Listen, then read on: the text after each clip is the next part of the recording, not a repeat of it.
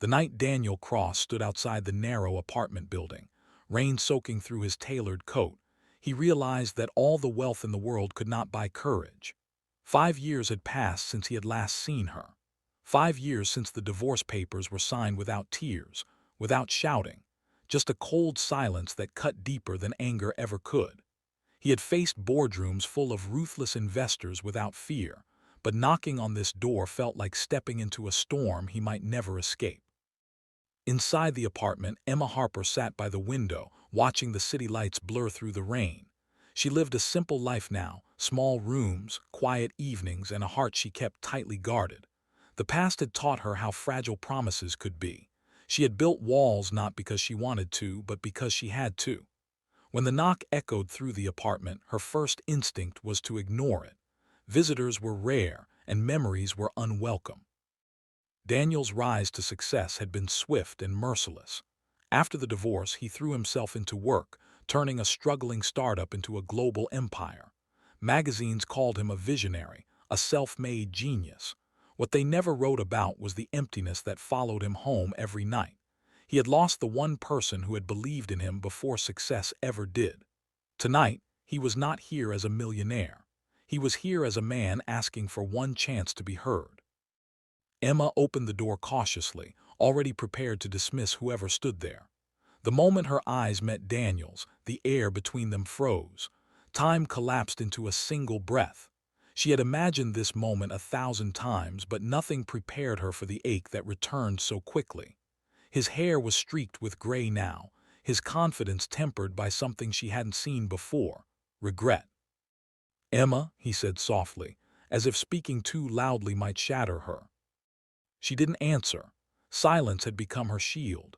She stepped aside, letting him in, not out of forgiveness but curiosity. He followed her into the modest living room, taking in the details: the worn couch, the stack of books, the framed photo of a younger Emma smiling freely. This was a life built without him. They sat across from each other, strangers bound by history. Daniel wanted to apologize, to explain, but words felt inadequate. 5 years ago, ambition had driven them apart. He had chased success while she waited, believing love was enough. It was. The nights he missed, the promises postponed, the emotional distance, all of it had eroded her trust. When she finally asked him to choose, he chose work. "I didn't come to reopen old wounds," Daniel began, his voice steady but fragile. "I came because I owe you the truth." Emma folded her hands in her lap, eyes fixed on the floor. She had rehearsed responses in her mind for years, but now she had none. Silence was easier. Daniel spoke of the loneliness that followed their separation, of the hollow victories and sleepless nights.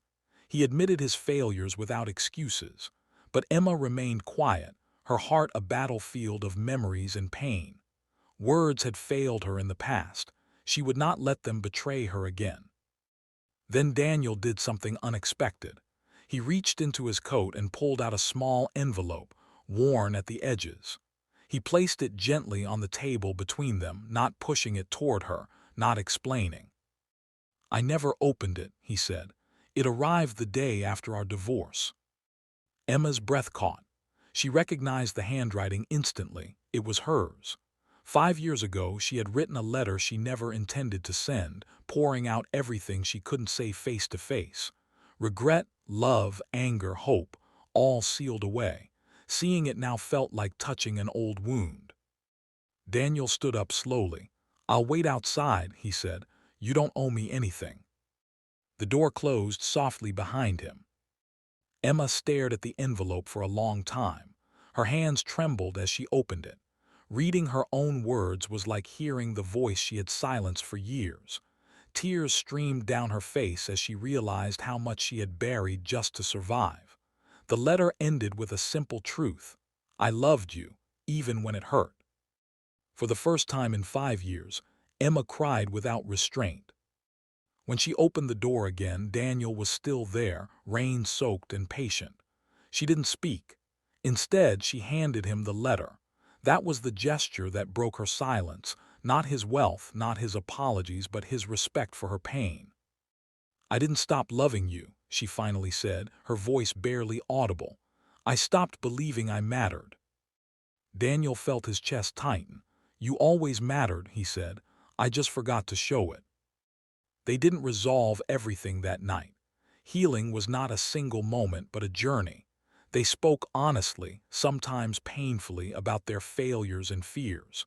There was no promise of reunion, only the possibility of understanding. And sometimes that was enough.